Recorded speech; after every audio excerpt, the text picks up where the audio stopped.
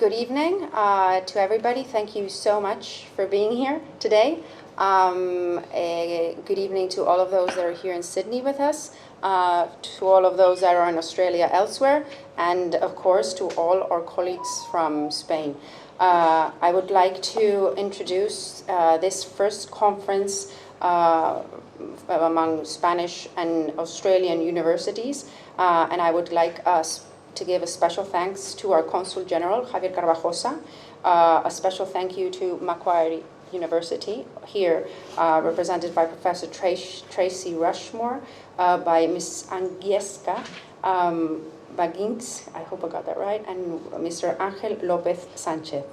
I would also like to thank la CRUE, the Conference of Rectors of Spanish Universities, here present by, first of all, the Excellence Chancellor Miguel Angel Castro from the University of Seville, and of course by members of the internalization sector from la CRUE, Professor Carmen Vargas and Carles Padilla, which will have a presentation representing all Spanish universities and as members of the group of internalization of the CRUE. I would also like to thank the collaboration of all our friends here. We have representatives from RMIT, University of Canberra, of course, UTS, thank you once again for being here, University of Sydney, University of La Trobe, University of Melbourne, University of New South Wales, Australian National University, and so many more. I truly thank you for being here today in face-to-face or online.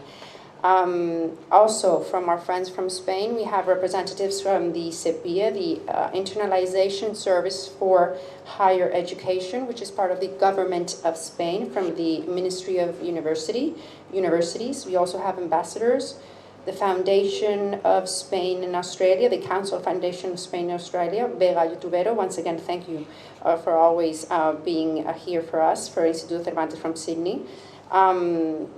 The main goal of the Council Foundation is to deepen bilateral relations among Australia and Spain, and of course has, amongst others, representatives of the important businesses here, such as Acciona, Navantia, Cámara Comercio, Indra, and we also, Instituto Cervantes, are part of the Council Foundation Spain and Australia. We also have representatives of the press, and I once again thank all of you for being here today. We have more than 150 people here, face-to-face and majority online, for this first conference that we're putting in place, thanks to the generosity of the Macquarie University, in the framework of Cátedra Cervantes, along with the agreement that Instituto Cervantes General Director signed with the Minister of Science in 2019, which basic goal was to promote science and science in Spanish, to promote language, to promote culture and science in general. This is a new era post-COVID, and our goal here is to strengthen ties and relationship with those with whom we have common goals. There are more than 84,000 mobilities per year in university sector, and there's less than 200 in Australia. And we would truly like to promote these international mobilization among university and specifically in the area of science. So once again, thank you all for being here, and it's time now for the Excellence Chancellor from the Seville University, Miguel Angel Castro, to give some words to open this conference from the Spanish part. Thank you very much. So thank you very much. Dear representative of the Cervantes Institute at Sydney, dear Spanish Consul General in Sydney, dear representative of the Spanish Ministry of University, of CEPIE, of the Spain-Australia Council Foundation, and of Spanish researchers in Australia-Pacific area, dear representatives of Spanish and Australian universities, and ladies and gentlemen, good morning from Spain. As President of the Internationalization and Cooperation Board of the Spanish Conference of Rectors, we call CRUE, It's for me a real pleasure to share this opening session of the first official conference between Australian and Spanish universities. I should say, I think, that I would have really liked to be with you in person in Australia, rather than behind this screen. I hope that as a result of this first meeting, we will have the opportunity to organize more events like this that will help us to know better each other and to progress in our mutual collaborations. First of all, I'd like to express my gratitude to the organizers of this conference, to Coral, director of the Cervantes Institute in Sydney, thanks to you are the real catalyzer of everything in this occasion. And I thank to the Association of Spanish Researchers in the Australia Pacific area, in the person of its president, Ángel López Sánchez. And I thank as well to the Macquarie University for making this event a reality. In second place, let me say a few words about our university system and its conference of rectors. The Spanish university system is composed by 84 universities, of which 50 are public and 34 are private. Out of them, all 50 public universities and 26 private universities belong to CRUE, to our association. In consequence, I should say that CRUE is, without any doubt, the voice of the Spanish universities and the main interlocutor for our university system with the different agents, with the Spanish government, with other conferences of rectors and institutions like the European University Association or the European Commissions, among others. And thirdly, a few remarks about the internationalization of the Spanish university system. For sure, you will have the opportunity to learn much more about this from the presentation of Carles and Carmen. As European higher education institutions, the Spanish universities have in Europe their natural environment and therefore share the main elements of the Bologna system, a common structure in the three academic levels, the European credit transfer system as a measure of the students' dedication time and course load, and the European quality assurance system for external accreditation of all of our titles. We also share the Erasmus program for mobility of students and for academic and non-academic staff. And as the result, and the rest of the European institutions are witnessing the evolution of the European higher education area towards a new model of university in which education should be more interlinked with research and with innovation. A model where European joint degrees and new legal figures for university alliances are envisaged.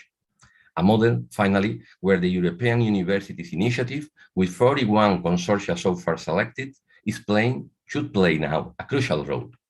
And at the same time of being deeply European, Spanish universities are very much looking to Latin America. These come naturally from our common history, our language, and our culture.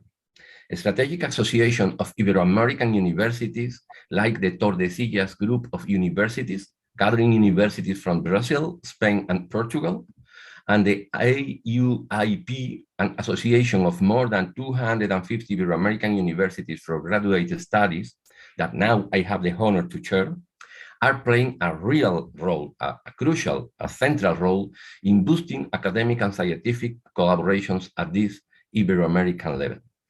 But Spanish university should be much more. As the word university itself means, we should look to be universals. Science and academy have no barriers, and our university collaborate worldwide with any region of the world, including, of course, Australia. Recent world changes like the coronavirus pandemic, the Brexit, or now the military conflict in Ukraine have changed our geostrategic targets to new regions like Africa or Southeast Asia.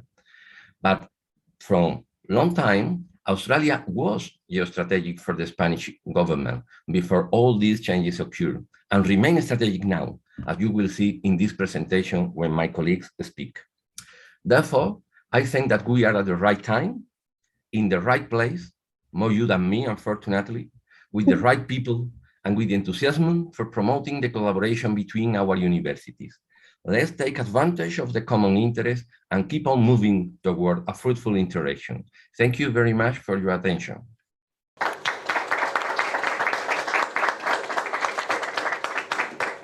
Thank you. Thank you so much for that introduction. And last but not least, to finish our introductions, I would like to welcome our Consul General here in Sydney, Mr. Javier Carvajosa Sanchez, to give us some words. Thank you.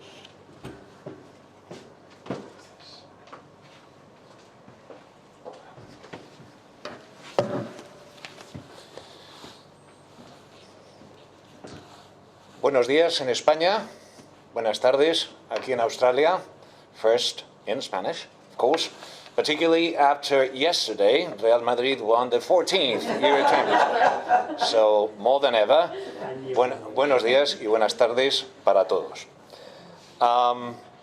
Let my first words be thanks to Instituto Cervantes, and most particularly to its director, Coral Martinez, for this very kind invitation to participate in this event, which is open under the very auspicious title of Building Bridges Between Australian and Spanish Universities.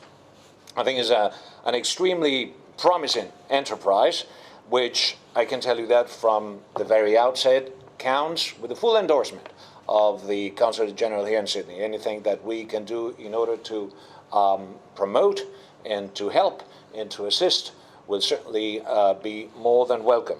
Let me extend my thanks also to the chairman of the President of Researchers in Australia Pacific, Mr. Ángel López. I know him since my arrival here to Sydney, and I have to say that his passion and commitment for science and to promote our image is certainly to be admired. In Spain, let me say hello as well to the Rector Magnífico, the Honorable Chancellor of the University of Seville, Professor Miguel Ángel Castro. You, Professor, have the privilege and the honor to live and work in Seville, a city that I adore. Actually, my mother is from Seville, and I go frequently. It's a beautiful, beautiful city, and I can say that I really envy you. The Chancellor not only is at the same time the chairman of the Committee for Internationalization and Cooperation of the Chancellors of Spanish Universities. Here in Australia, I understand that we have Mr. Sam Bailey, which is at the Royal Melbourne Institute of Technology, and also a number of representatives of the Macquarie University. I have to say that the Macquarie University is certainly, without any doubt, one of the most respected universities here in Australia. And we have here with us Miss Tracy Rushmore, Jason Ford, and Agnieszka Bajinska. I know that they have been working really hard in this endeavor, and I really, I'm thankful and grateful for all the work. I know that they're going to be working hard on this particular initiative. I understand, Coral, that even Salvador Carulla might be among the listeners. I know him from some time ago, and I know that, knowing him personally as well, I know that he will not spare any effort in order to participate on this, and particularly and most in general to everyone in Spain and here in Australia, whether they are here present or online, because I know that we are here because we share the same passion, which is the promotion of the Spanish language, the promotion of Spanish into science, the interaction between societies and individuals. And let me tell you, as far as that is concerned, and I will give you my perspective as a diplomat, the promotion of Spanish as a foreign language, as a universal language, is a priority of any Spanish government. We're talking about a language which is composed of a community of 600 million people, official language in 20 countries and more other territories, certainly very used in internet, and certainly growing exponentially. So when I heard, and Coral told me about this possibility just put in motion by the Macquarie University and some others, but the possibility to harness the promotion of Spanish language in the scientific field, I was more than excited. So let me tell you that this is something really very valuable to people outside Australia. Let me tell you that promoting foreign languages, it's not an easy task here. So that makes me appreciate even more the effort actually put on the table and brought to the table for so many. So as I was saying before, The aim of the whole exercise will be to promote the interaction between countries, promote the interaction between societies, promote the interactions between individuals. I can tell you that the level of knowledge in Spain about Australia certainly needs to be improved. The same I could say about the level of knowledge of Spain here in Australia. To give you an example, when you talk to many people about the Strait of Torres, something that you will see in every forum when you fly it over here, actually no one knows that that is a sailor, Luis Vaez Torres, that actually came over here in 1606, much before Captain Cook happened to land over here in these lands. So I'm sure that this conference will be a great success and will lay out the foundations of a very important work. As I said at the very beginning, let me finish with that. All my best wishes to this conference starting now, and please count on the full and undivided support of the Consul General here of Spain in Sydney. Thank you very much.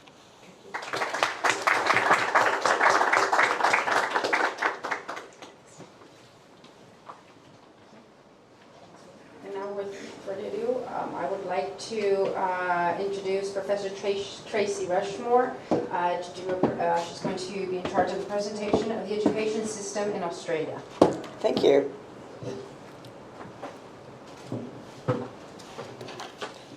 Yes, thank you very much, Consul General. That was lovely to hear your thoughts, and what an honor to be here. And Carl, thank you. And of course to Angel, who has been a pure inspiration for me. So my role is the Associate Dean of Higher Degree Research or Research Training in the Faculty of Science and Engineering. And Angel is in our very unique situation where he's in the Astronomical Australian Optics Department, which is new to our faculty at Macquarie. And since his arrival, it's been a very exciting time because he's brought together a lot of the Spanish researchers, and I'm so glad that he's part of our university. So as he started to bring together and has become president of SRAP, we very much want to participate with his vision of better bridges, building bridges with the Spanish universities. It's also very much along our lines of interest, which is internationalization and a better understanding of different educational systems. You can hear from my accent, that I'm actually not Australian. I am Australian, but I've been here since 2007. And I've been in both the U.S. educational system and in Europe, in Switzerland. And then I've come here from there. And so I've really enjoyed looking at the different ways of education is managed through universities and how it's delivered. And I also find an opportunity where we can match. And I find Macquarie is a very lovely place to work. And it's also quite flexible. And so I'll talk a little bit how, as it was mentioned earlier by our first honored speaker, that we've adopted the Bologna model, which helps us integrate much more easily with the European system. So I'll go ahead and start with my slides. And do I move them ahead, or yeah? So I can go ahead and just move them myself with this. Yeah. So there we go. So I'm going to sort of pretty much focus on research training, and we call it the BPhil, or Masters of Research Year 1, Masters of Research Year 2 to the PhD, and the pathways that we have that allow us to integrate both with Europe and the universities and what that looks like. We will then follow along with more of our industry engagement with Agnieszka's presentation, and towards the end of the evening, we'll be managing a discussion and a talk around joint research PhD programs and possible growth areas in that for our universities to better interact and build bridges.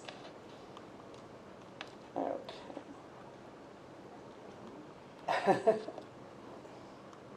See if I can go ahead. Oh, do I do this? Yes.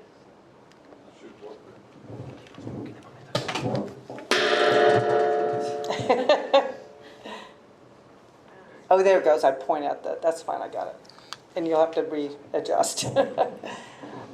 So one of the things that you want to start asking yourselves is why do you want to do a higher degree research? Why would you want to go into that? And that's something that's, what are the real drivers? And they're both personal and they're both national. And that's what I found through my role, and I've been in this role for science and engineering, driving of research training since 2014. So I really have had an opportunity. I've also been an acting associate dean international, so where I've traveled and visited other universities, both in Southeast Asia, China, and in Europe. So what we find, and that's quite, almost quite universal or global, is that fundamental skills, data analysis, independent and critical thinking, along with organization and time management skills, are where people really want to look at how they can develop their area of research and expertise. You can see that these types of skills can fall into almost any area of research. And we aim in the fundamentals of training, basically how you can analyze data, how you can develop independent and critical thinking. And this is more and more important as we come into a new age of some difficult political time where you need to be able to critically think about what's happening around you. So I see education as extremely important as we move forward. Also national, underpins an innovative nation. And Australia is only 25 million people, so it's very international. We have quite a few immigrants from all over the world. And to drive innovation, we really need to have developed these fundamental skills, organization and time management. Improves the knowledge base and enables the development of practical applications. So this is what we're interested in developing as a nation, an innovative society. I'll get there. Here, maybe it's on the side here.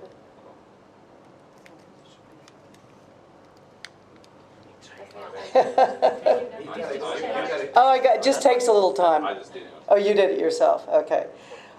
Just as a snapshot, I thought, since we are representing Macquarie at some level, but this is not unusual in Australian universities.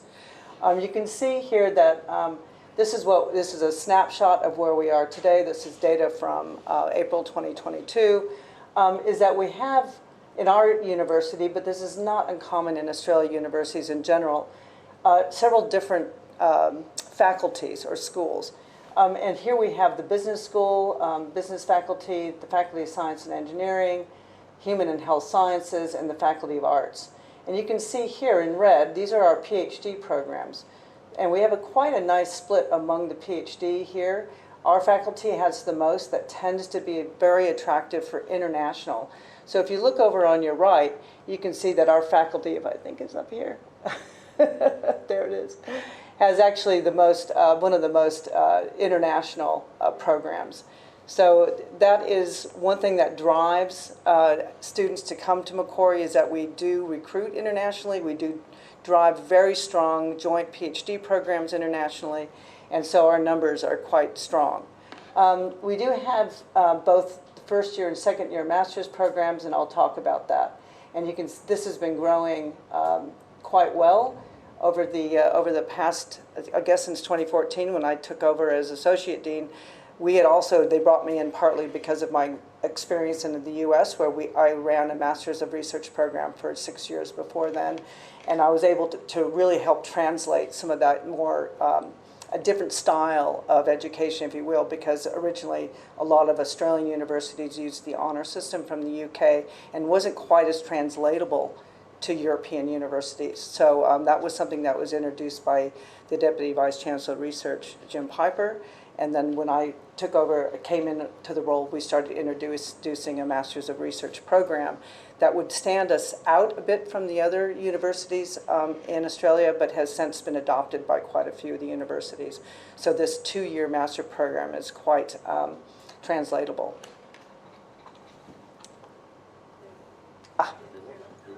So this is what I was mentioning here, integration of the Bologna model into the Australian context. So this is something that's been really helpful in doing our equivalency for Masters for Introduction to Direct PhD, international students coming into Macquarie, or us sending students out into Europe. So our goal is not only bringing students in in these joint programs, but then we very much want to send Australian students out. And I would think this would benefit their ability to understand and appreciate foreign languages, which is really important, as was mentioned by the Consul General. We really do want to encourage European interaction, particularly with some of the very strong universities that exist in Spain and in Europe. So our 2 years master's, just very broadly, will provide deep knowledge of discipline content, more structure of research training, stronger sense of belonging to a student cohort. And this is what was important in terms of moving us into a more global outlook, is removing the honors enrollment. And honors is something that you would really only see in the UK, and we've needed to move beyond that. And I really appreciate the vision of our Deputy Vice Chancellor of Research at the time to really move outside of honors and bring in something that was somewhat unfamiliar. And it took some work to convince people what a good research training program it was. Very briefly, international education is really what we're after. An example of a pathway options, and just some of the ideas is this is the Bologna model, where you have a bachelor program, a master program, and you can exit here and you still have this training background. And then the third phase is your doctoral program. And that would match with the European and the Spanish universities' Bologna model, as mentioned earlier. Just some of the advantages: international portability. This is something we really have focused on at Macquarie, and to some extent some of the other Australian universities that very much want to be more outward looking. And that is something that's predicted in the future too, with some of the recent reports, such as the Barlow report, which really wants Australia needs to be more embracing of international culture, international environments, and globalization. One of the things that's kind of unique to Australia, which you may not know, is that we get paid by the government a block funding for how many completions you do of a higher degree training. So one of the things that was quite a well managed move by the Deputy Vice Chancellor of Research, Jim Piper, was that the Masters of Research is considered a training degree and is eligible for this block grant funding. So we want to reduce completion times. It's partly a financial drive, but we also do believe very much that this is a win-win, because the Masters of Research plus the PhD really develop a strong disciplinary knowledge. And we do want our students to really enjoy their experience, and that often means being with people. That's why COVID was so hard. We really struggled with our students losing that connection with their cohorts. So some of the basic structure, just so you get a sense of how this might fit with other universities that you represent and people online. We have 2 identical forms, so I won't talk too much about domestic, but we still do have something called the BPhil or the MRes Year 1.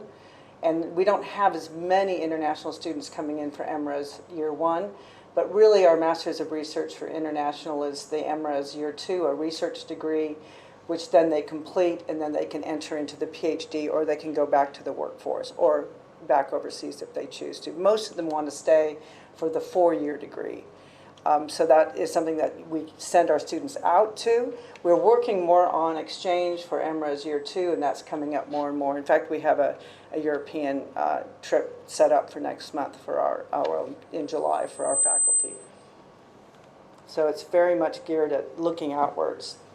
So just Year 1, we tried to make it equivalent to honors at first, just to make the transition so it wasn't too shocking, really. And then we do have the research communication, research frontiers, and area of discipline, plus the departments or schools can do their own coursework, so it's very flexible. And the Year 2 is similar in terms of the research frontier, but they actually write a thesis. And this is where they get the exceptional training for time management, getting their ideas down. Can they write a thesis? And sometimes the student finds that they're just not that geared. They can finish their master's, but they say, okay, this is where I would like to step out. But they still have that 2-year degree that suits them very well in industry.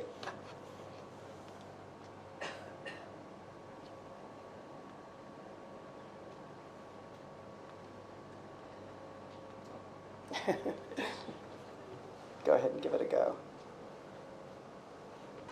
There, thanks.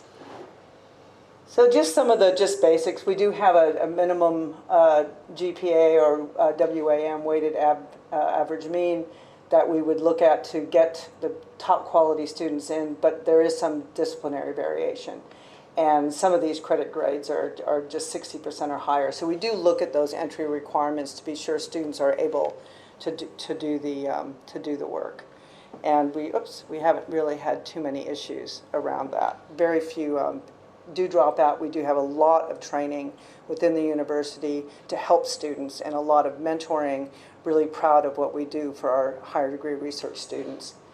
So this is just some of the credit points, and if you're interested, we can always help you, help with those initial sort of assessments of how to get a student into the program. And this would be something you'd expect in some of the other universities too, in Australia.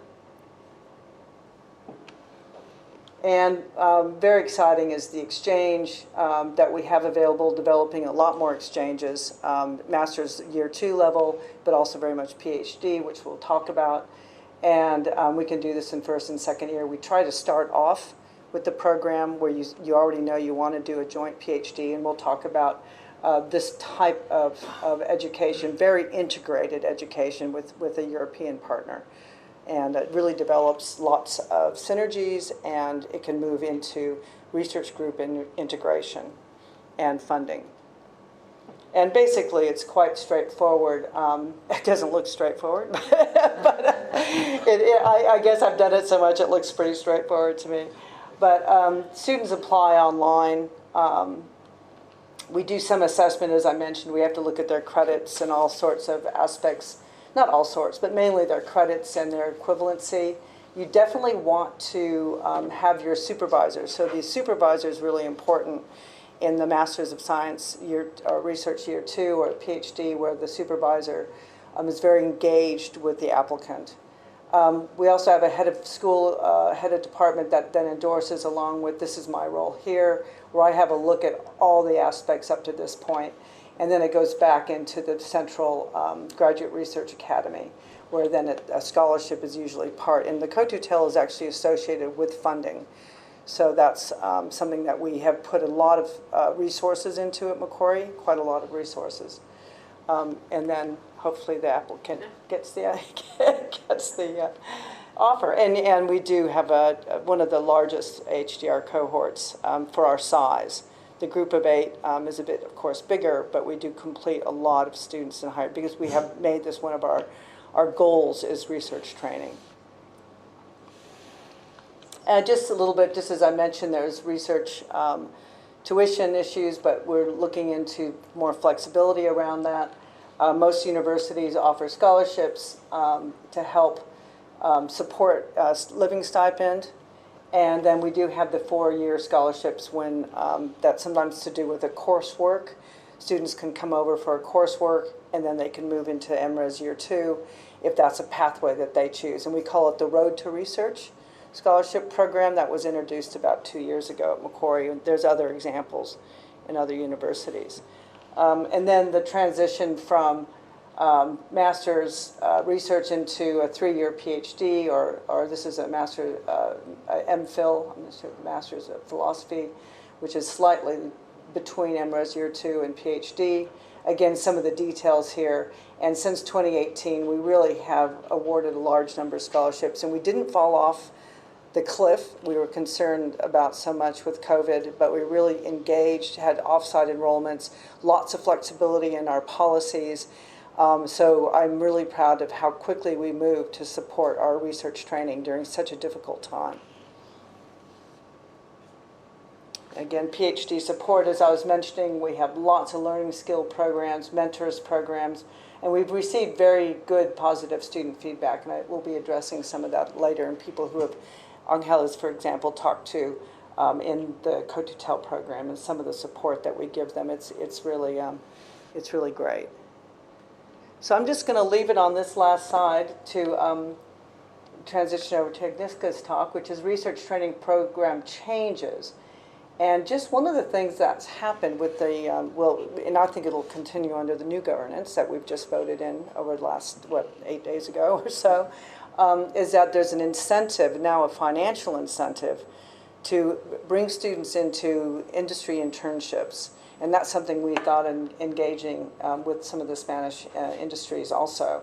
And that's something that the financial incentive is that the government will pay a little bit more in the block funding if a student has engaged in an industry placement. And they're actually very useful. The student will find out if they really like having an industry future, if you will, or do they really want to try and stay in academia, but it gives them a lot more choices. And this internship is a really exciting new development.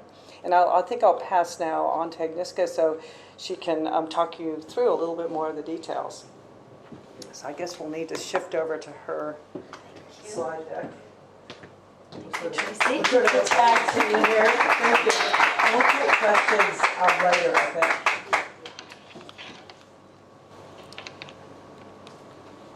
Okay. Good evening, everyone, and good morning to colleagues overseas. My name is Agnieszka Baginska. Thank you very much for having me here today. It's an honor to be here. I represent the Graduate Research Academy at Macquarie University, and I would love to share some information about our industry research programs. So, our industry higher degree research programs, apologies for that, I'm on the right slide now. They comprise of two programs, really. One would be something that most of you may be more familiar with, and that is a industry-driven PhD or Masters of Research degree. So such a degree would comprise a thesis project that would have a significant component that is jointly constructed with the Macquarie University supervisor and the industry-based supervisor. It may involve in-kind financial support provided by industry to the project.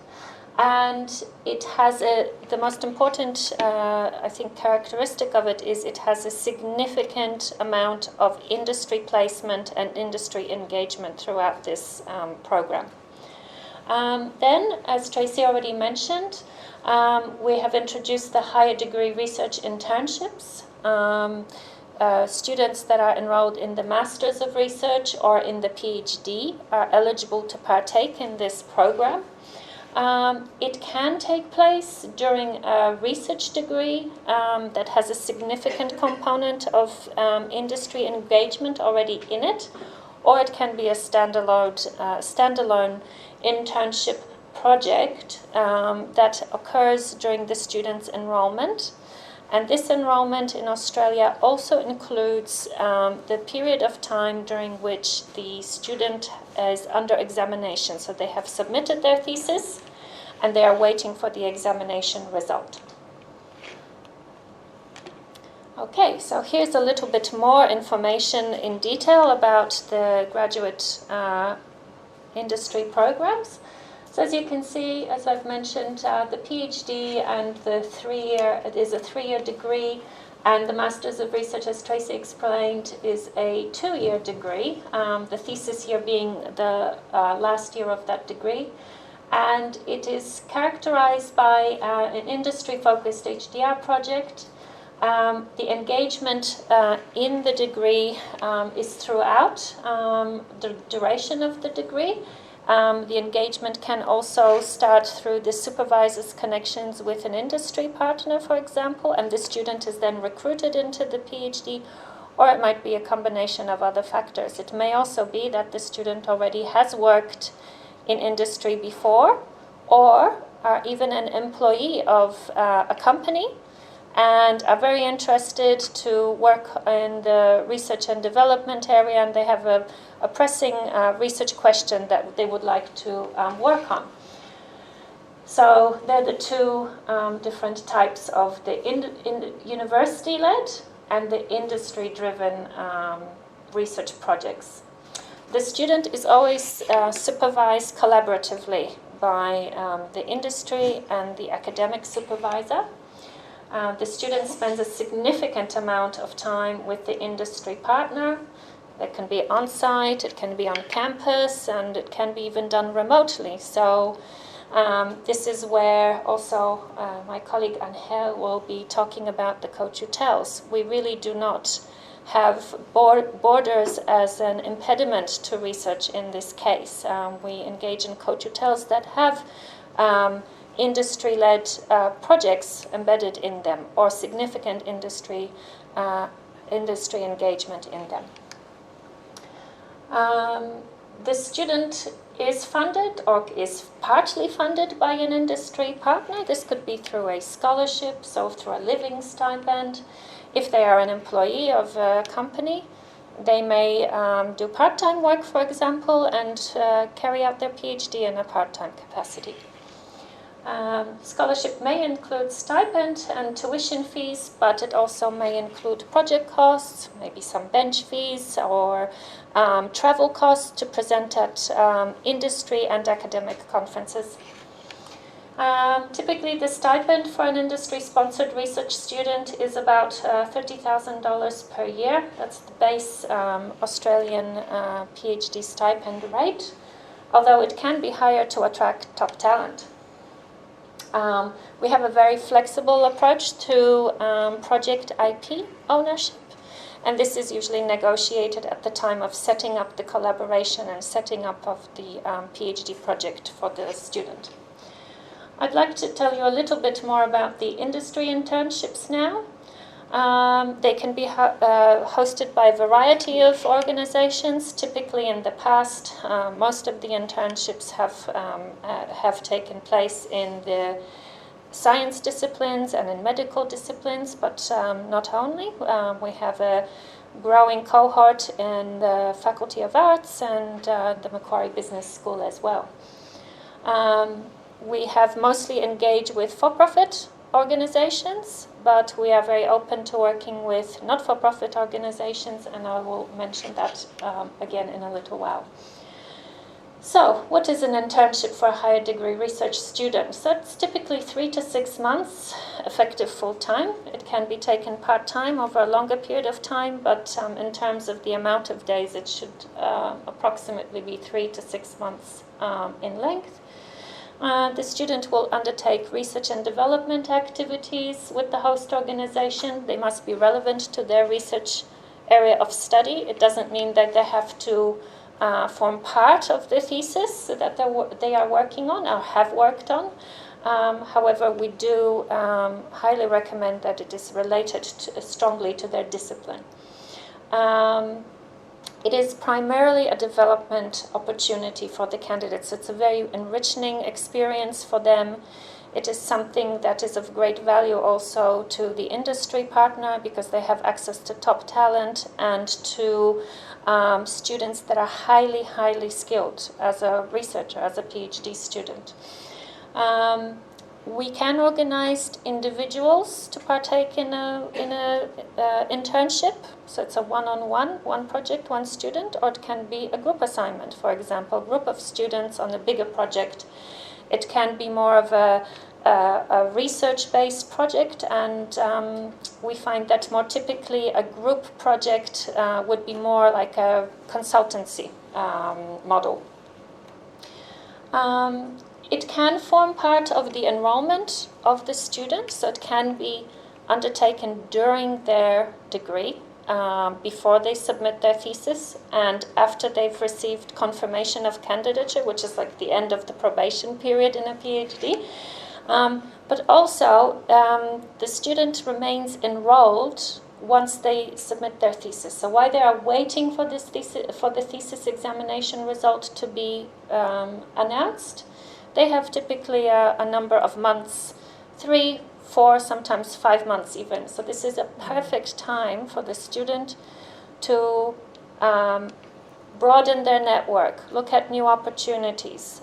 Whilst they may be looking for employment opportunities, it's a very good way of interacting with maybe a potential employer through this project. And as I said, a student may receive funding from the host organization. For not-for-profit organizations, we will consider cases made to the university for co-funding. And the final slide. Yes. Okay. So here's just some benefits of engagement with the two industry programs through Macquarie University. For the student, it's very exciting to work on a project that is shaped by industry, by what's happening right now. As we know, typically, we may not have, as academics, access to data in companies, so this is a very interesting proposition for the student to incorporate maybe into an academic paper or into their thesis.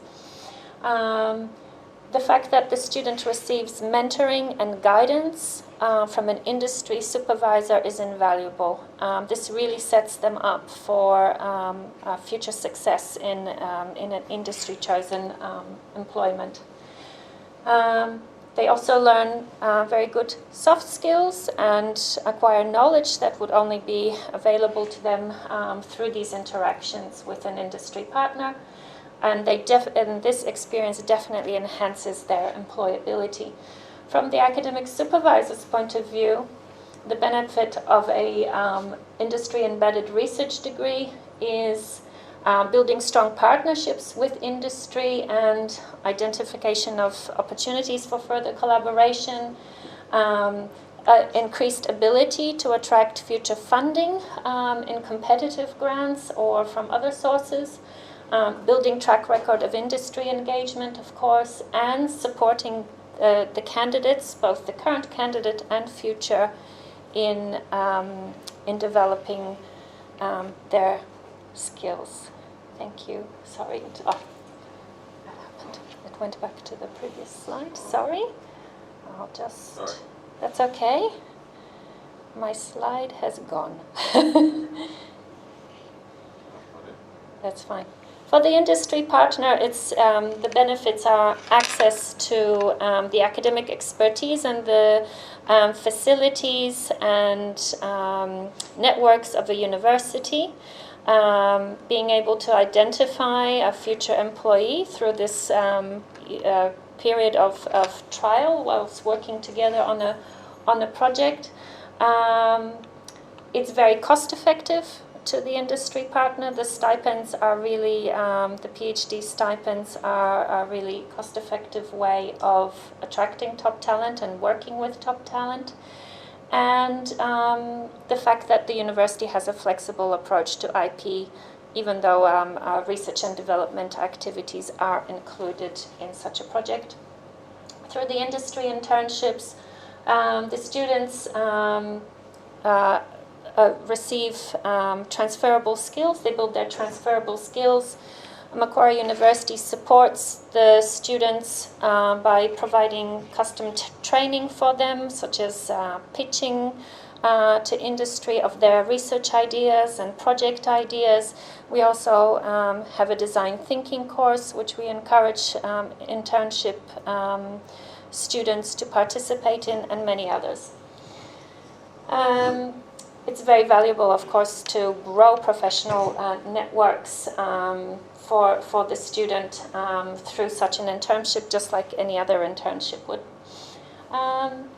The industry internship for a higher degree research candidate also allows them to make easier connections for a smaller project, and the same goes for the supervisor.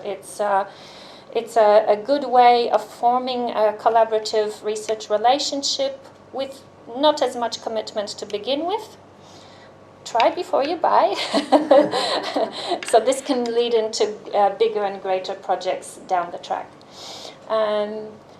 And for the industry partner, for example, some of the examples that the students that have participated and the industry partners that have participated in this program were that they may have had very significant and important projects that simply there was not enough time by the research team in the company to work on. Bringing a team of PhD interns certainly helps in addressing these maybe resourcing needs, and brings in a fresh perspective and certainly a great commitment from the university through the mentorship of the supervisor throughout the process, and of course from the students. That is all from me. Contact details are in Angel's part of the presentation, so thank you very much. Thank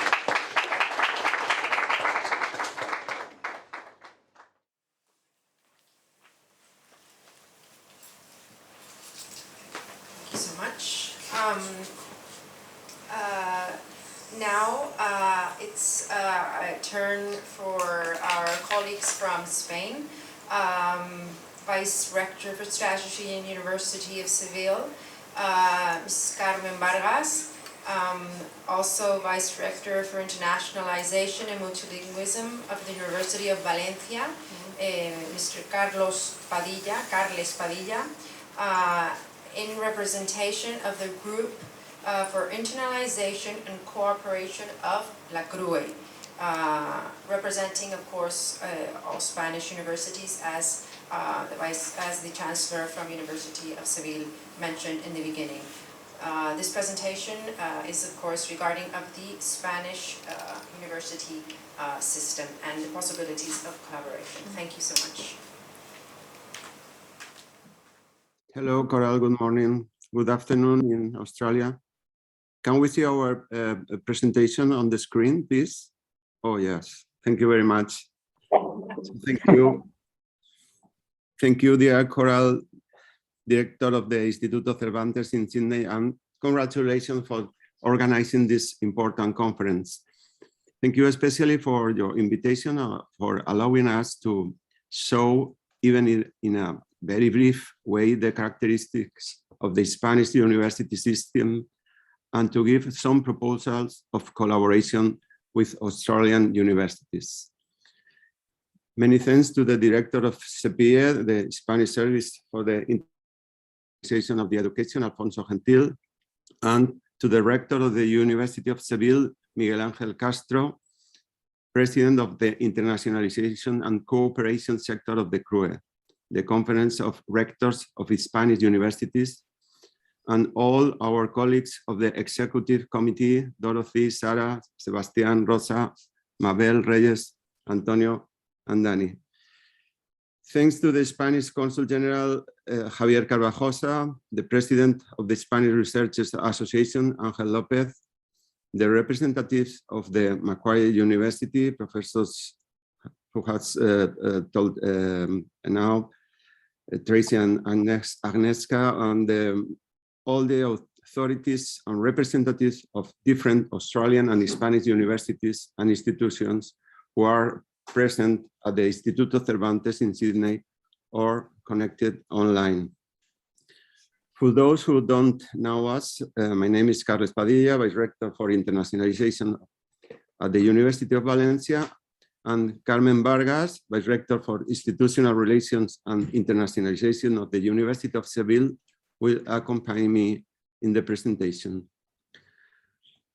We both belong to the Executive Committee of the Internationalization and Cooperation sector of the Conference of Rectors of Spanish Universities, but actually we could say that it's not exclusively a conference of rectors, but rather it is a non-profit association, a true alliance of universities that includes 50 public and 26 private universities, almost the totality of Spanish universities, as the rector Castro has just said, with the aim of drawing strategic lines and achieving progress that benefit the Spanish university system as a whole.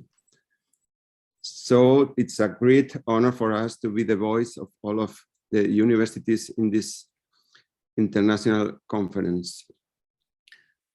Our presentation is divided into 4 parts. Please, can jump to the next, thank you. First of all, an introduction of the Spanish university system, then the Spanish universities in Europe and in the world, relations with Australia, and some proposals of collaboration between our universities and higher education institutions.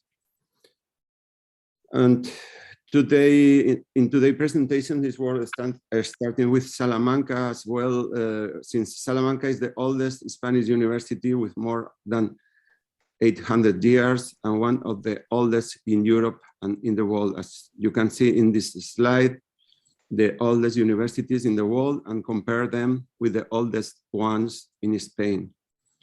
The first they say is Al-Azhar in Egypt, but offering only Islamic studies in the beginning, and Bologna in Italy is considered the first modern university in the 11th century.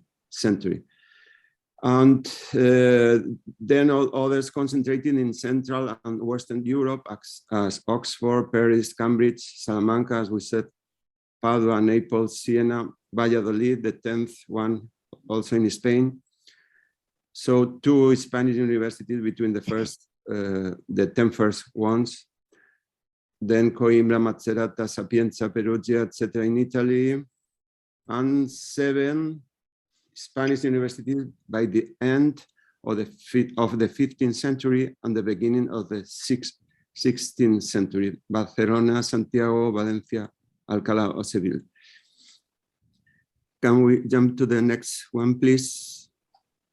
Okay, here in a grand, you can see the map of Spain and the distribution of all the universities, public and private ones, most of them included in the CRUE, as we already said. The next, please. Okay. According to the latest data, the set of Spanish universities bring together a total of 1,679,000 students, around 127,000 academic staff, and almost 65,000 administrative staff. Between the students, 73,000 are foreign students, and to them we must add 55,000 mobility students who come each year to one Spanish university. In total, they represent 9.4% of the students enrolled. Our system, our curriculum starts with a 4-year bachelor degree, except some regulated professions like medicine or architecture, follows with a 1 or 2-year master's degree, and finishes with a PhD program no less than 3 years. In the next slide, okay. If we talk about international mobility, we can highlight that Spain is the leader year after year in receiving Erasmus students, with more than 35,000 in the academic year 1920. And we also occupy the second place in outgoing students with more than 34,000 that year. 3 Spanish universities, Granada, Valencia, and Complutense, occupy the first positions in these rankings, followed but not surpassed by universities like Bologna, Prague, Paris, Lisbon, etc. Putting together the total number of incoming and outgoing students, we set in motion around 70,000 students throughout Europe every year. This figure puts us in the top position, ahead of Germany with 55,000, more or less. The next slide, please. Can we go to the next slide? Okay. Without leaving the Erasmus Plus program, Spain is also leader in the new European Universities Initiative.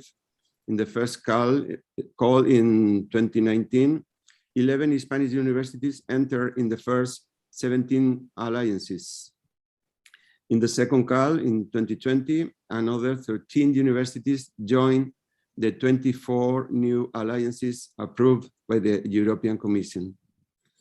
Right now, therefore, there are 24 Spanish universities in the 24 Spanish universities in the 41 alliances that have funding from the European Commission, representing the 30% of all the universities in the Spanish system. In all the European universities, less than 5% of more than 5,000 higher institutions are reached this position. So we have 6 times more success in these calls than the average in Europe. At the same time, most universities belong to other networks, although they don't have direct funding from the Erasmus Plus program, like Utrecht Network, Compostela Universities, European Universities Association, Coimbra, Unica, etc. The next one, please. Okay, the new Erasmus Plus program 22-27 has doubled its budget compared with the previous period, going from 15,000 millions to 28,000 million euros millions. So it's a very big budget for this period, and the Horizon Europe program has also increased its budget over 19,000 millions, more or less, if I'm not wrong, 135.5 billion Australian dollars. So, Coral, with your permission, I will pass the floor to Professor Carmen Vargas, Vice Rector of the University of Seville. Thank you, Coral, and thank you all. Thank you. Thank you very much, Carles. Can we have the next slide, please?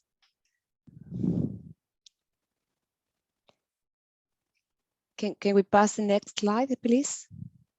Okay. So good afternoon in Australia, good morning in Spain.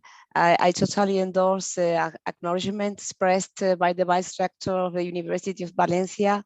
But I would like to give a special recognition to the director of the Cervantes Institute in Sydney, our dear Coral, for promoting this hybrid meeting that we hope will help to boost the collaboration between Australian and Spanish universities.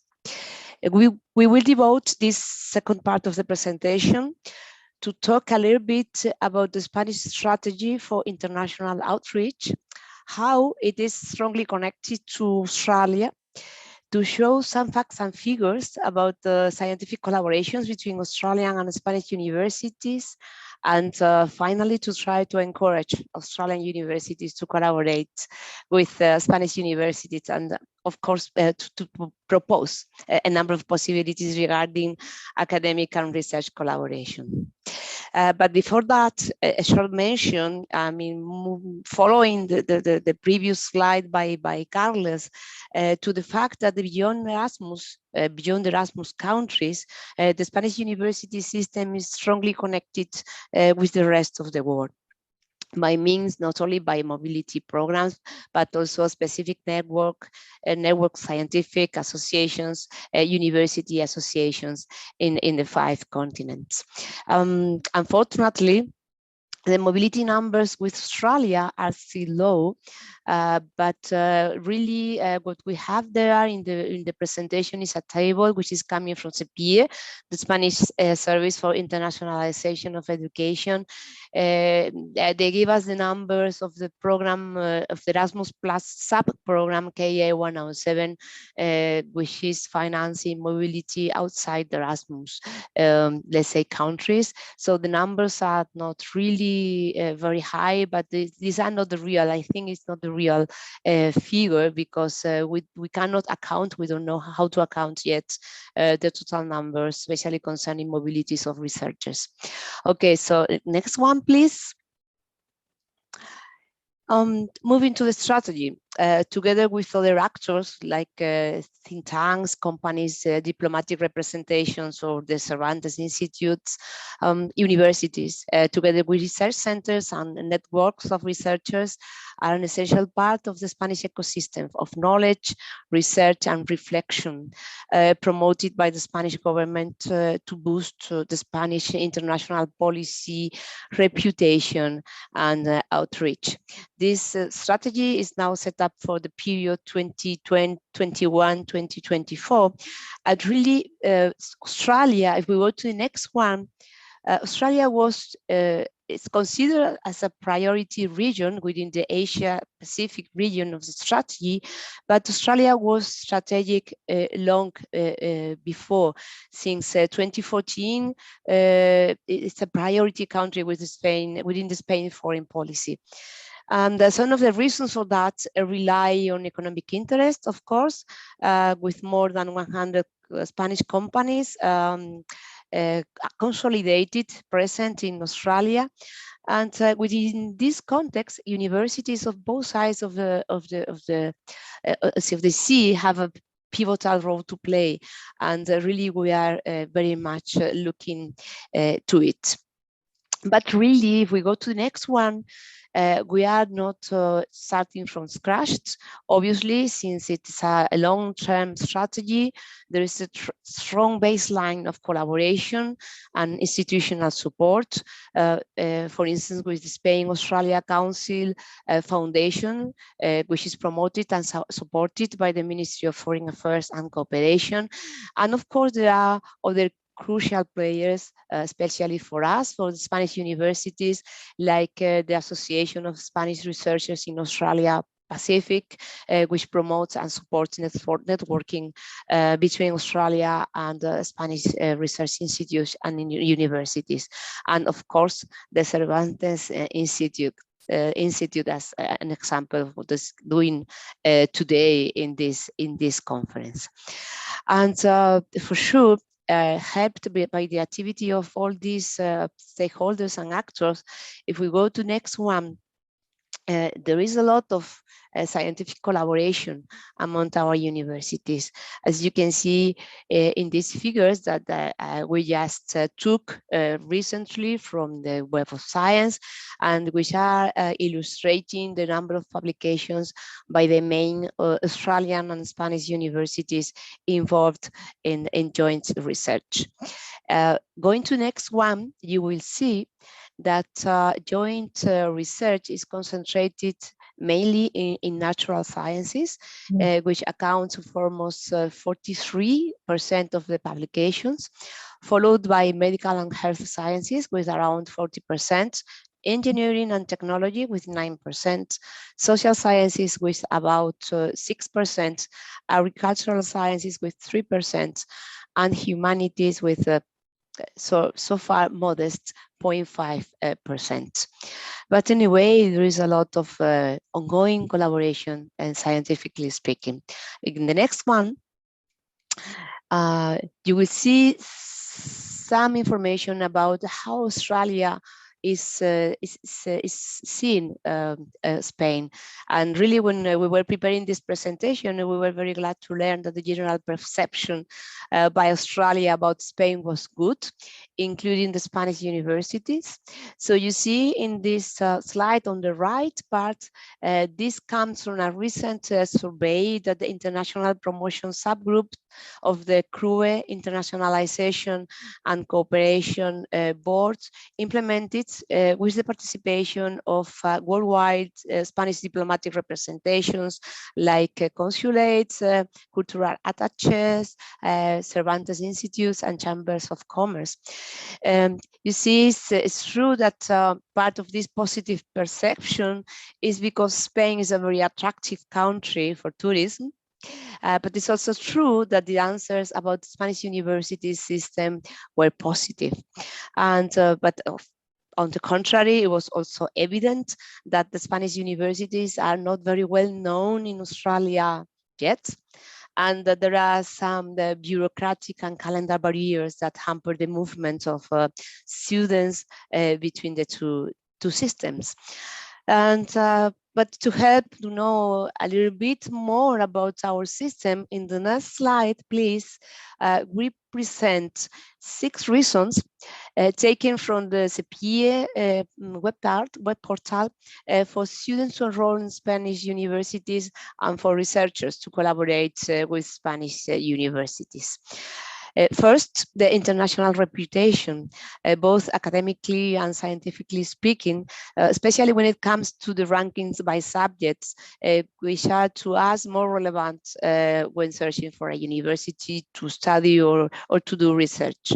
Second and third, the Spanish capacity for innovation and technology, with some examples in the slides, and the increasing offer of English taught courses.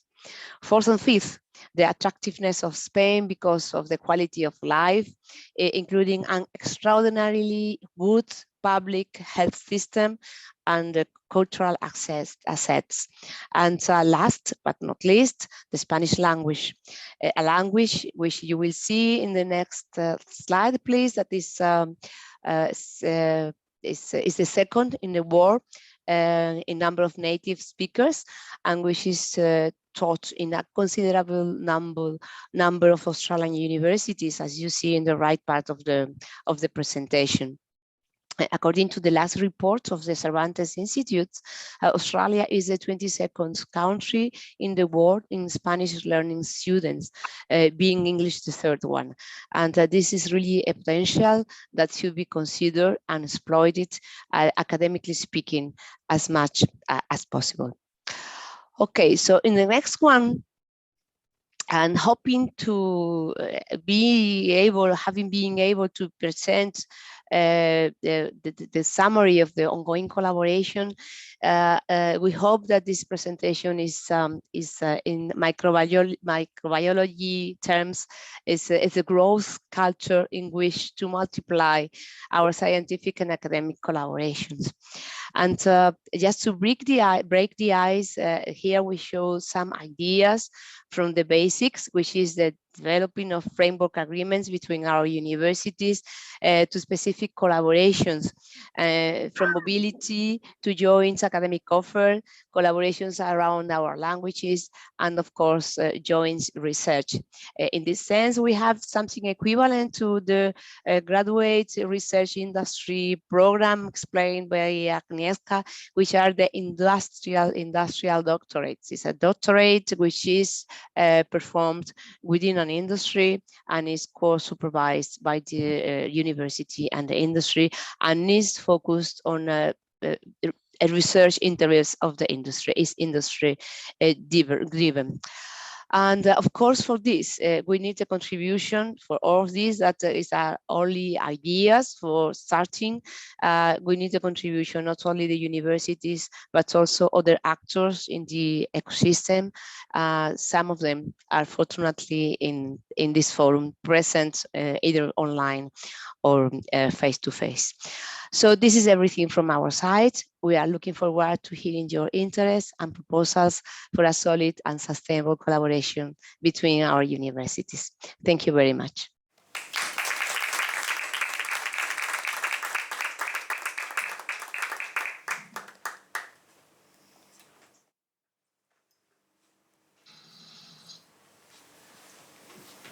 Thank you so much. Muchísimas gracias, Carmen. Muchísimas gracias, Carles. Thank you so much for CRUE and for this very detailed and enlightening presentation from the Spanish side. And last but not least, of course, it goes without saying, Dr. Ángel López Sánchez and Professor Tracy Rushmore will finish the presentation with a presentation on collaboration options and common projects, co-tutel programs. Thank you so much. Buenos días, España. Buenas tardes. Good evening here in Sydney, in Australia. It is a privilege to be talking to all of you. Thank you very much to everyone who is participating in this conference. I'm really excited to be representing not only the Spanish researchers in Australia Pacific, but also Macquarie University, moving together this opportunity of working together and trying to get more students and mobility of students particularly, and then later moving into research all together. What I'm going to present today, it is the establishment of a pioneering PhD co-tutel project between Australia and particularly between Macquarie University and Spanish universities. But as I said, I'm talking in both fronts. I'm both part of Macquarie University. I'm an astronomer, an astrophysicist working at the Australian Astronomical Optics Faculty of Science and Engineering, Macquarie University. And at the same time, I'm the president of the Spanish researchers in Australia Pacific. And I thought that was important, at least to mention, if that wants to go. Sorry. Doesn't want to go. Working very well for whatever reason. Try now.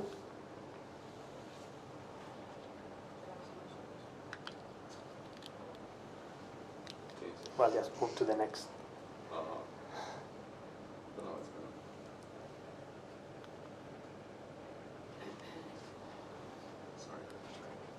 Let's try again.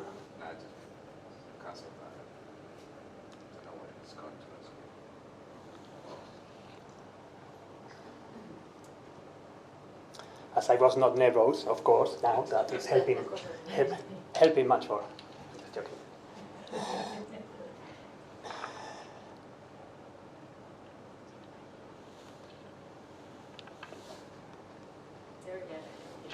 Okay.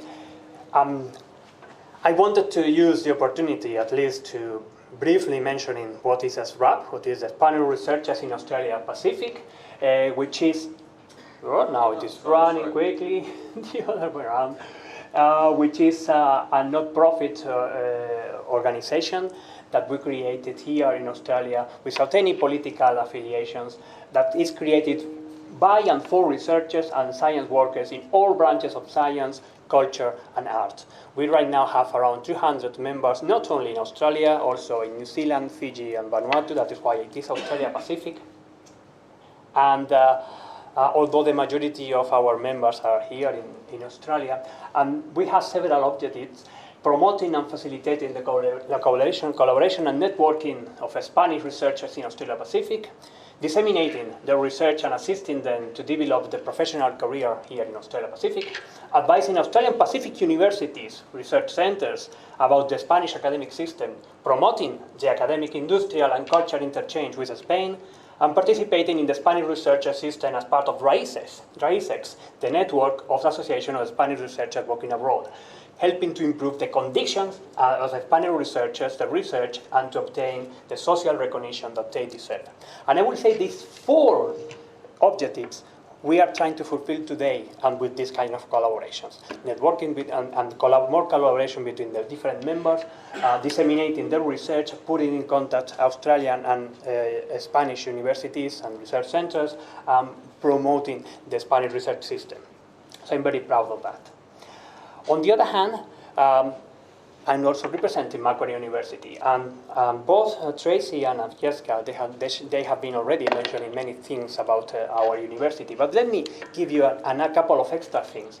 First, that it was established in 1964, and it was built to break from the traditional and work in tandem with industry, as we have also already mentioned.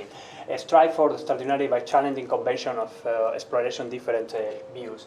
It is one of the top 1% units in the world. 100% research world standard, 192 in the world, and more than 300 global companies. And it has 4 different faculties: Faculty of Art, Macquarie Business School, Faculty of Medicine and Health Sciences, and Faculty of Science and Engineering. As I mentioned, it is my faculty where I belong.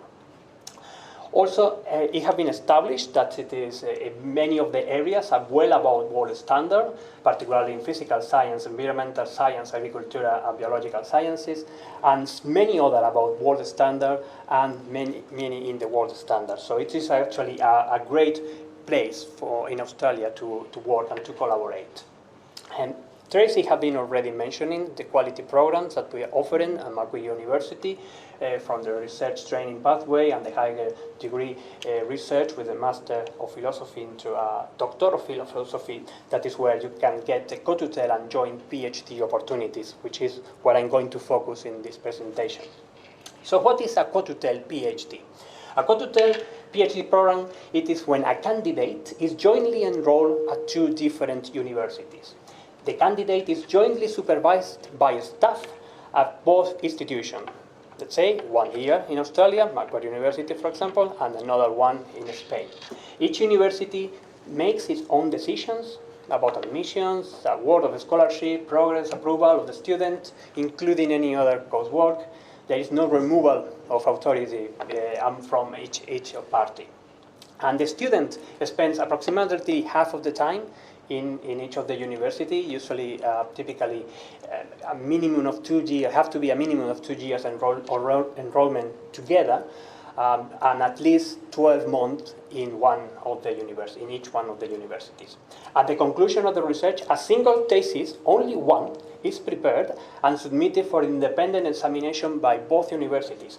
And that is something very, very good, because at the end, the successful candidate will graduate at both universities with a doctorate on philosophy, and each university with their own testimony, with their own degree. So this candidate will get 2 PhDs at the same time, with the same system.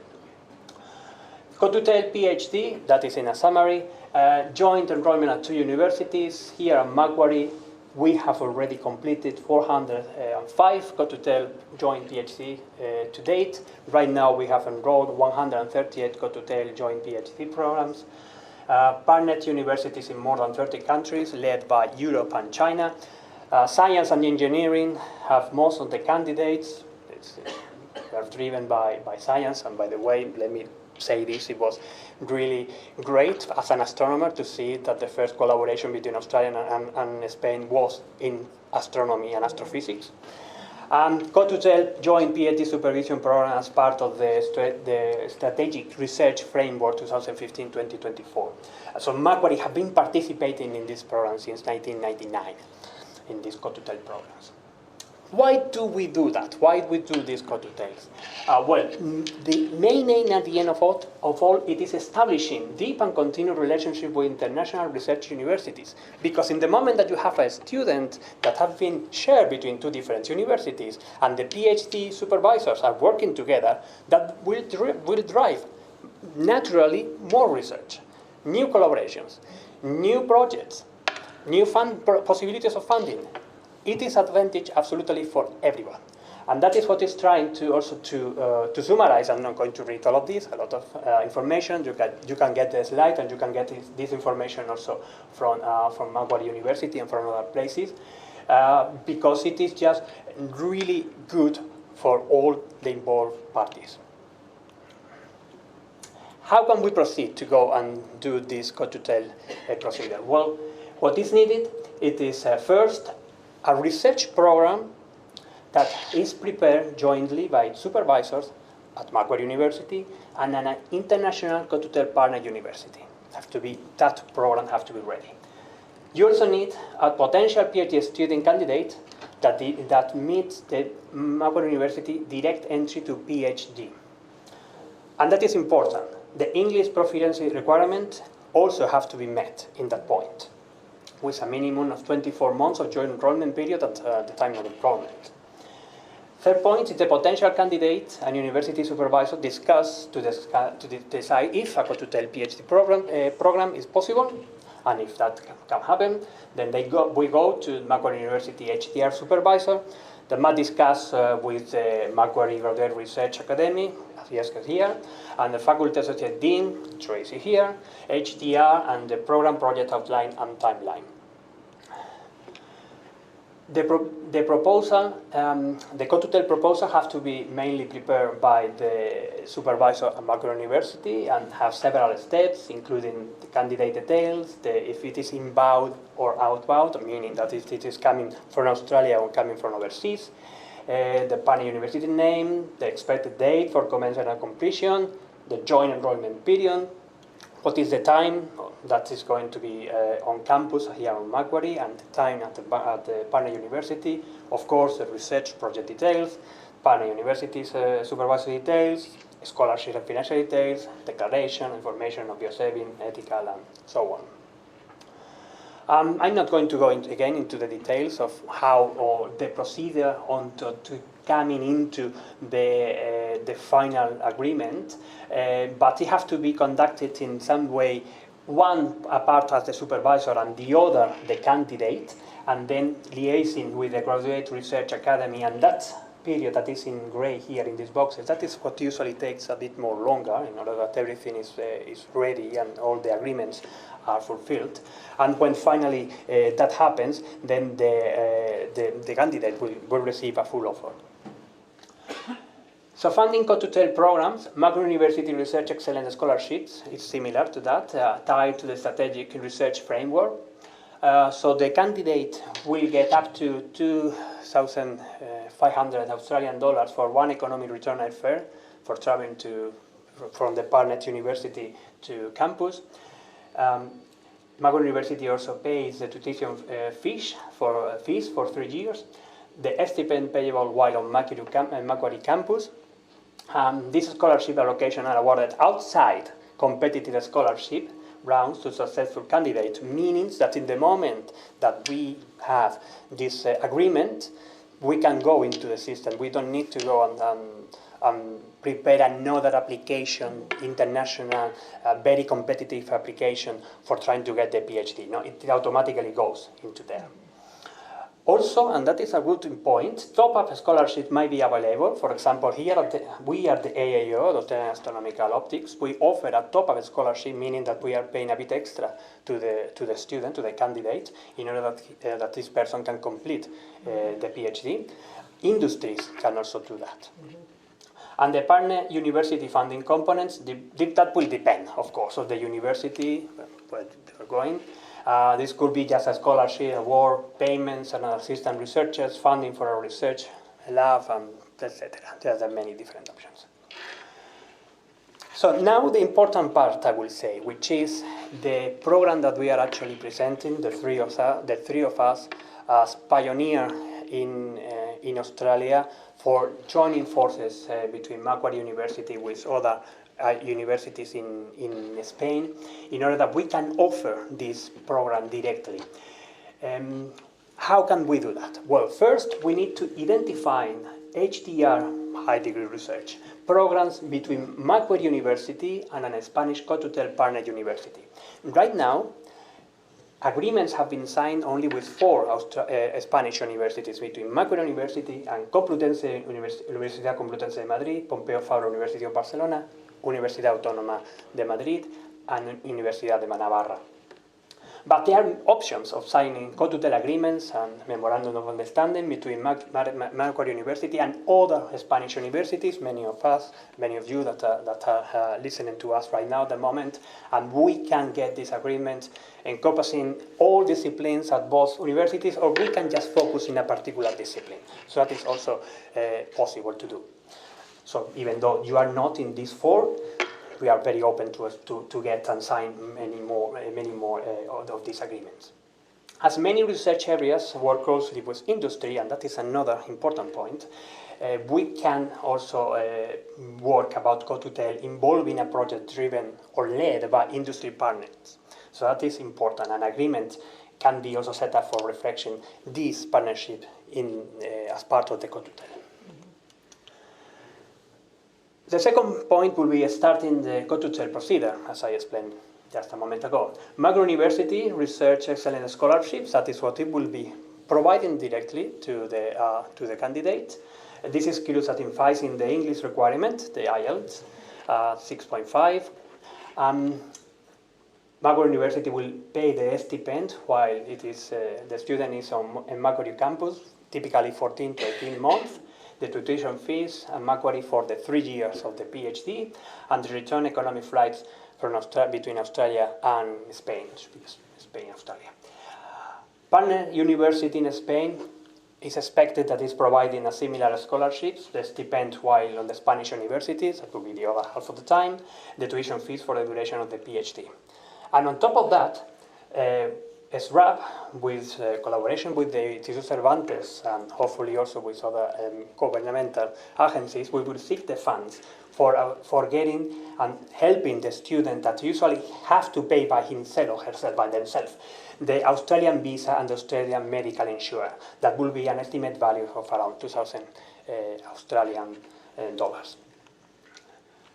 So the proposal it is that we are actually in Macquarie, we are seeking to get at least 2 Australia Spanish co-tutel PhD programs during 2023. That's what we are offering here today. As I said, SRAP and Instituto Cervantes, we will try to get all the rest for helping the student, not only for economically, of course, definitely they will have the support of our institution, of SRAP, in the way of connecting different people and also all the logistic of how it is from moving from Australia, from Spain to Australia and all the kind of little things. Co-tutels that include an industry partner that's very welcome. It's an example of industry engagement and co-tutel programs. Co-tutel with Lund University in the area of treatment of lymphedema involve a company that manufactures compression garments. Co-tutel with German, Dutch, Italian, UK and Chinese universities sponsored by Australian and international finance companies. Or another example, a co-tutel with Sydney Quantum Academy at Toronto University. Industry partner contributions can also include access to facilities, access to data, specialized software, support for project costs, support to travel costs, full living stipend, scholarship, top-up to existing scholarship, conference attendance, all the little things that Agiesna already mentioned during her presentation. And there are many benefits also for the companies, including access to the top talent, research expertise, receiving at the universities, tax incentives, and co-funding. So in summary, let me show you at least 2 successful Australian and Spain PhD co-tutels at Macquarie. Gabriel Vallari and Mariana Dor, they just completed 3 or 4 weeks ago their PhD co-tutel thesis between the Universidad Complutense de Madrid and Macquarie University in anthropology, in Macquarie School of Social Sciences and Faculty of Arts.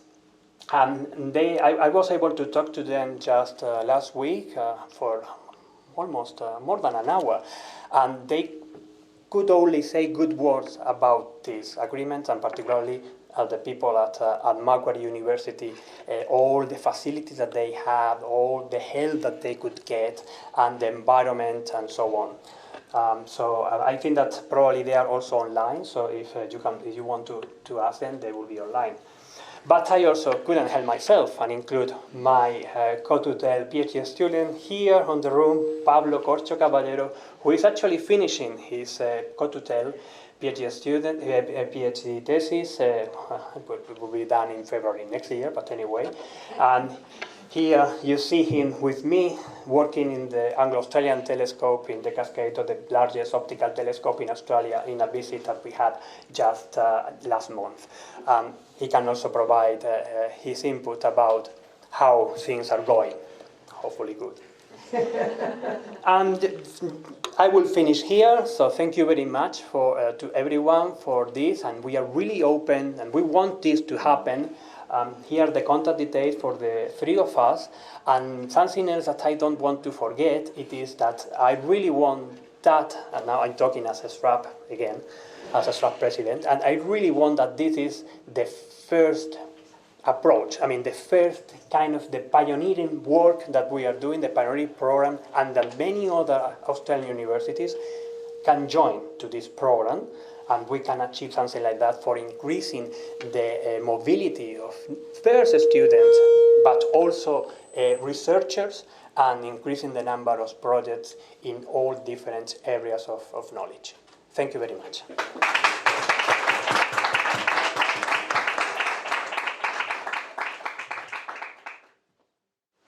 Thank you, Ángel. Muchísimas gracias, Ángel. Thank you, University of Macquarie.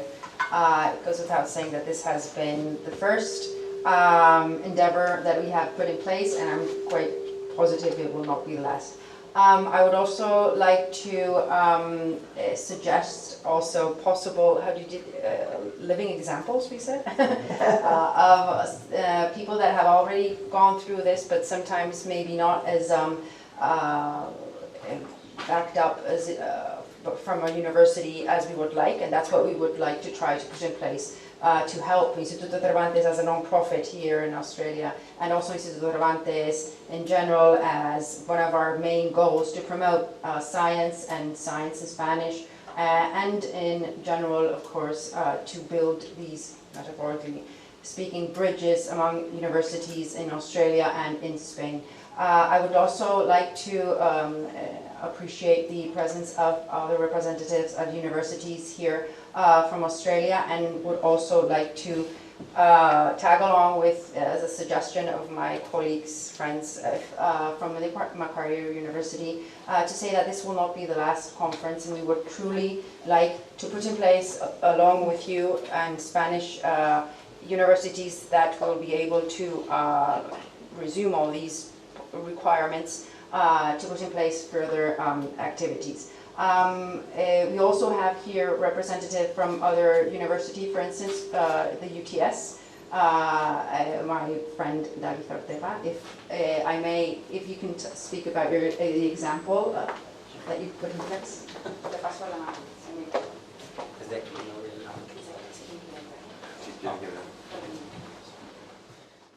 Thank you very much, Coral and everybody. This is like, I have nothing prepared here, but I must say that I'm very impressed by all the initiatives that Macquarie University is putting together and through the SRAP association. And in my case, I've been in Australia for a long time now as a researcher, and now I'm at UTS. But my experience, what I can tell is that there is a lot of interest through the last decade. I've got a lot of people interested in coming to Australia for studying, doing PhD, or for any other kind of highest degree kind of programs. And what I can tell is that I receive a lot of people from other countries or European countries that seems to have everything a lot more worked out already, and there is a lot of word of mouth kind of things that when you get a university that starts sending you students, and then suddenly you get 20 students in the next 3 years from that same university. So it really works for students. I think that is very much the origins of the Erasmus program. So I think that here we have an opportunity to create a similar program where we increase the mobility, and then we basically establish pathways like this go-to-tail kind of program, pathways for Spanish people that want to come here to Australia, but also from Australians that are very much interested in going to Spain. I think there's a lot of difficulties in terms of bureaucracy and things that don't match, and then the systems are very different.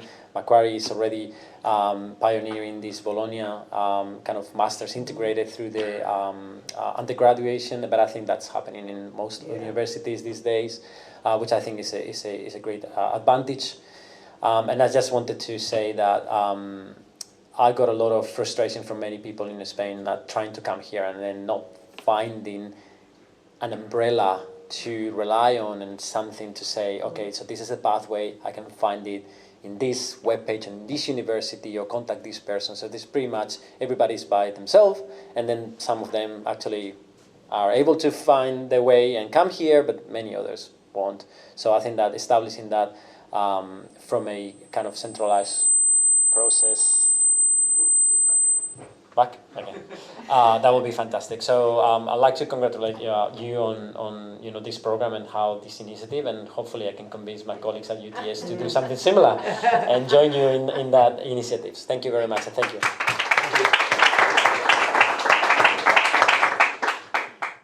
Sorry, thank you, Dave. There you go. Let that frustration be our energy. Indeed. To ensure that that shall never happen again. We will try to, as best as we can, and put in place programs, and we will follow this through, because I have been contacted several times during this presentation, and I answered kind of, I'm in the middle of something, please let's talk about that later. But it goes without saying that you have all my support to put in place what we're actually trying to offer here, along with the counterpart Spanish universities, to put in place further conferences to help. And I can announce that we do have a future conference, in this case with our colleagues from Canberra, but there will be many more if necessary.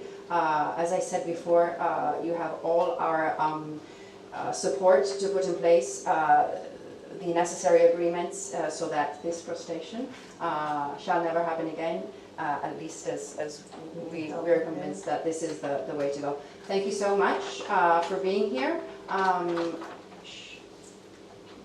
Okay, shall we, if it's okay, we have surpassed a bit our time. This presentation will be online. And once again, thank you so much for being here, online or face-to-face, and for many more, hopefully, live examples of people saying that thanks to this effort, this time, and all your support and willingness to put these in place, we can see people actually coming, and people, of course, from our Australian universities going to our Spanish universities, and post it online, please, and come along. And for all of those that are here, we have a paella to offer you, and for all of those that are online, we offer you the virtual paella. Please be invited, feel invited, and of course it goes without saying, you're always more than welcome to come here to Instituto Cervantes from Sydney, and I'm quite sure any Instituto Cervantes on the world. Once again, Macquarie University, thank you so much for your time. Thank you so much for your dedication, for your presentation.